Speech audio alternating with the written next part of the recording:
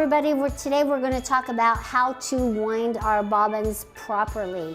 Most of our, well, all of our longer machines have bobbin winders on them. I love that fact because I even wind my little sewing machine bobbins on our machines all the time. That's a little pointer that I wanted to point out because I love that they do that. It saves me a lot of hassle, especially while I'm piecing. So make sure that you're using this thread stand right here. This is for your bobbin. Don't move it from this point to this point. Have an extra cone of thread just for your bobbins. And I like to wind my bobbins ahead of time because really when I'm in the groove, I do not want to stop. I just want to keep going until I'm done or for as long as I can. Okay, so as we're threading it, each of them are different. Look at your instructions and see how to properly thread for your bobbin winding process. On this 19 here, it's really easy. So I'm going to bring it from the thread stand here through this little disc right here, this little hole right here, bring it across and pull it towards it.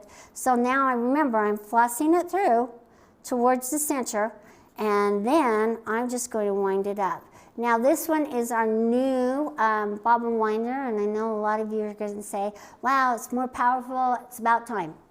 So then we're just going to wind it up. And notice that as it's winding nice and even and tight. And each thread's going to be a little different on how it pulls through, so make your adjustments. This right here, notice it has a tensioner. So the more I turn it, it's going to tighten it up so it's lefty-loosey, righty-tighty. Remember those and you'll be good to go. And I like to pull it through and kind of feel the tension and it feels really good. So notice right here, I'm going to come back to the front and I'm going to show you the different styles and the different images of what it looks like for good and bad. All right, so notice that it's tight and it's not loose. And this is a nice even wind, okay? That's what we want it to look like, just like this. Nice even wind and tight. This one was a little looser, but it'll be okay. This one was really nice and even. All right, this one here is overfilled. So as I try to put it in my bobbin case, it's going to grab up to the sides. Well, it should have been more so than that.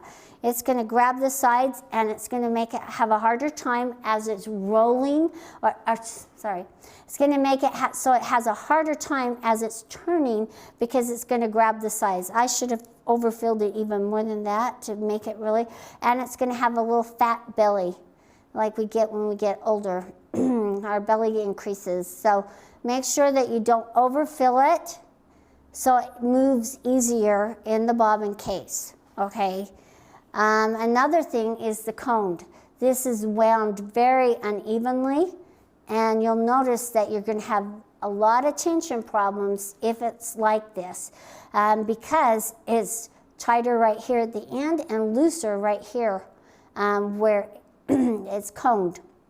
So make sure it's winding evenly. Now, if you have bobbins that are winding like this, all it could be is a little adjustment on your winder to align it so it's aligned correctly. Usually it's the little eye as the thread is coming off. It's not aligned. It's kind of off to one side or the other, so it's acting this way. So make sure you're doing the adjustments, and if you'll read in your instructions on your machine about the bobbin winder, it'll really help you make those adjustments and make them correctly as you're winding the bobbin. Okay, the other thing is really loose.